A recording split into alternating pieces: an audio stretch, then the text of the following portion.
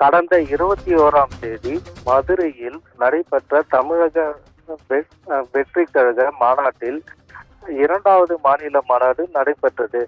இந்த மாநாட்டிற்காக தமிழகம் முழுவதும் பல்வேறு மாவட்டங்களிலிருந்தும் ஏகப்பட்ட தொண்டர்கள் கிளம்பி வந்தனர்.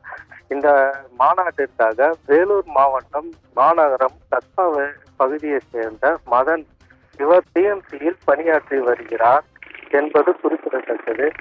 தற்பொழுது இந்த மாநாட்டில் வலிப்பு ஏற்பட்டு இவருக்கு இவரது நண்பர்கள் ஆம்புலன்ஸில் ஏற்றி கொண்டு வேலூர் வரும் பொழுது திருச்சி தேசிய நெடுஞ்சாலையில் அருகே சாப்பிட சென்றுள்ளனர். இதுல மதன் என்ற ஆம்புலன்ஸில் இறங்கியுள்ளார். அப்பொழுது சாலை விபத்தில் மதன் படுகாயம் அடைந்துள்ளார். மதனை வேலூர் மாவட்டத்தில் இருந்து கிளம்பி வந்த தொண்டர்கள் தேடிய நிலையில மதன் கிடைக்காததால் இவர்கள் திரும்பி சென்றுள்ளனர்.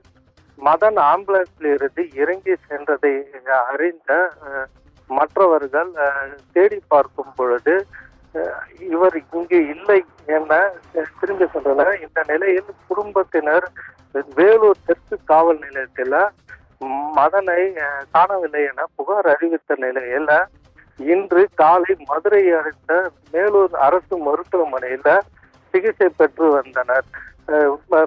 வந்த மதன் உயிரிழந்த நிலையில தற்பொழுது உடலை வேலூர் கொண்டு வரப்பட்டுள்ளது. தாவேகா மாநாட்டிற்கு சென்ற மதன் உயிரிழந்த சம்பவம் அப்பகுதியில் பெரும் பரபரப்பை ஏற்படுத்தியுள்ளது.